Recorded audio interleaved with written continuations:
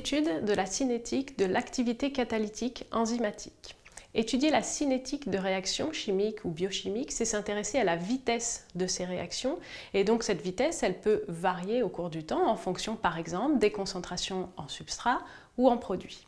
Ici, on va s'intéresser à la cinétique de l'activité catalytique des enzymes, c'est-à-dire étudier la vitesse à laquelle le substrat de l'enzyme peut disparaître, ou bien la vitesse aussi à laquelle le ou les produits peuvent être formés. Je vous propose de revenir sur 3 graphiques sur lesquels vous avez dû travailler en classe. Pour chacun, il faudra bien veiller à être attentif à ce qu'on place en abscisse et en ordonnée pour comprendre le modèle d'action des enzymes.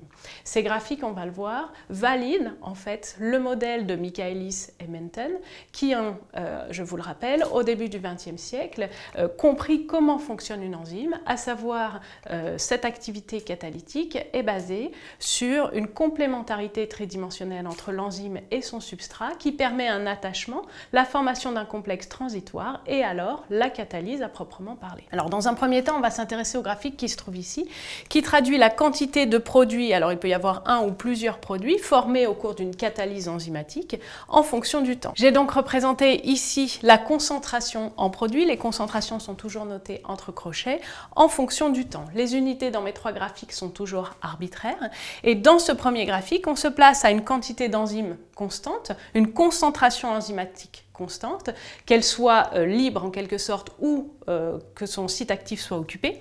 Et on va étudier cette variation donc, de la concentration de produits formés pour 2 concentrations en substrat initial que j'ai notées S1 et S2. Dans les 2 cas, on voit une courbe qui a la même forme avec au départ une pente importante puis une pente qui diminue. La concentration S1 initiale, donc la première concentration de substrat étudiée, est inférieure à la concentration de substrat numéro 2. Et vous voyez que logiquement, on forme plus de produits pour une concentration de substrat supérieure, donc dans le cas numéro 2. Par ailleurs, on peut s'intéresser maintenant aux tangentes à la courbe. J'en ai tracé 2 ici, au départ, en rouge. La tangente est une droite dont la pente va donner la vitesse de réaction. En effet, pour calculer la pente, c'est-à-dire le coefficient directeur de ces tangentes, on aura la variation de la concentration de produit sur la variation du temps. Donc le coefficient directeur des tangentes donne la vitesse de réaction ici de catalyse enzymatique à n'importe quel point de la courbe. Il y a 2 choses particulières concernant ces vitesses à retenir ici. D'abord ici en rouge, j'ai tracé donc les tangentes à l'origine, au départ, c'est-à-dire au tout début de la catalyse enzymatique. On va donc parler de vitesse initiale. Et vous observez que la vitesse initiale dans le premier cas, avec peu de substrat, est inférieure à la vitesse initiale dans le deuxième cas, avec une concentration en substrat supérieure. Autrement dit, la concentration en substrat influence la vitesse initiale de la catalyse enzymatique.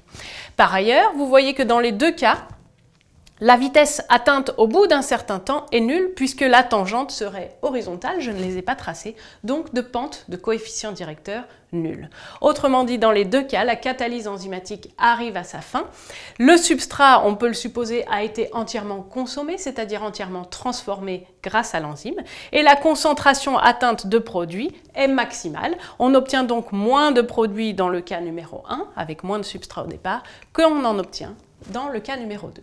Donc, à retenir, cette idée de vitesse initiale que l'on obtient par coefficient directeur ou pente de la tangente à l'origine dans ce graphique.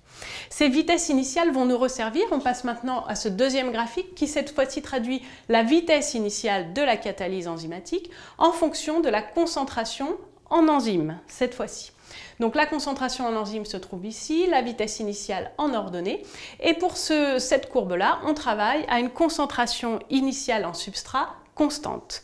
C'est-à-dire que quel que soit le point que j'étudie, je suis parti au départ de la même quantité de substrat. Eh bien, vous voyez que le tracé de cette courbe me donne en fait une droite qui passe par l'origine. Donc, la vitesse initiale est proportionnelle à la concentration, c'est-à-dire la quantité d'enzymes disponibles pour catalyser la réaction que l'on étudie. Autrement dit, en augmentant la quantité d'enzymes disponibles au départ, en passant par exemple de E1 à E2, j'augmente la vitesse initiale de réaction. Jusque-là, on peut donc dire que la vitesse initiale est à la fois liée à la concentration initiale de substrat, mais aussi donc à la concentration d'enzymes disponibles. Tout cela vient corroborer le modèle de Michaelis-Menten qui dit qu'il y a une conformation qui permet un assemblage spécifique entre l'enzyme et le substrat. On comprend donc que plus il y a de substrat, plus l'enzyme va pouvoir travailler, mais également plus il y a d'enzymes disponibles, plus il va y avoir de molécules de substrat qui vont pouvoir être transformées en même temps, donc plus la catalyse globale sera rapide. Enfin, dans un dernier graphique, je vous propose de suivre la vitesse initiale de la catalyse en fonction de la concentration initiale en substrat. Et cette fois-ci, notez-le bien, on est pour une concentration d'enzyme constante. Donc quand on a un outil en quantité constante, eh bien on va étudier, l'outil étant l'enzyme, on va étudier la vitesse initiale de réaction que j'ai ici en abscisse et ici donc les concentrations en substrat. Vous voyez une courbe qui au départ est croissante, puis horizontale, stable. Cela veut dire que si on augmente la concentration en substrat pour une quantité d'enzymes donnée, dans un premier temps, la vitesse initiale va augmenter, c'est-à-dire qu'on va utiliser en fait au mieux l'ensemble des molécules d'enzymes disponibles. En revanche, au-delà d'un certain seuil, augmenter encore la quantité de substrat, la concentration initiale de substrat, ne permet plus de faire augmenter la vitesse initiale. À ce stade-là, on parle de vitesse initiale maximale, elle est caractéristique de l'enzyme et on peut dire que l'enzyme est saturée. Autrement dit, cela signifie que tous les sites actifs de toutes les molécules d'enzymes disponibles dans le milieu de réaction sont occupés. Ces sites actifs, ils vont être occupés transitoirement, puisqu'ils sont occupés lorsqu'il y a complexe enzyme-substrat, mais ensuite ils vont être libérés. Et à nouveau, ces mêmes molécules vont servir à catalyser d'autres substrats. Donc, lorsque l'enzyme est saturée, on comprend aisément qu'il n'y a plus de molécules d'enzymes disponibles et donc la vitesse initiale ne peut plus augmenter même si on rajoute du substrat. Pour terminer, si on divise la vitesse initiale maximale par 2 et qu'on prend la concentration initiale de substrat correspondante, on obtient une constante Km, la constante de Michaelis, qui est caractéristique d'une enzyme et qui peut être utilisée dans des études un petit peu plus poussées de la biochimie des enzymes.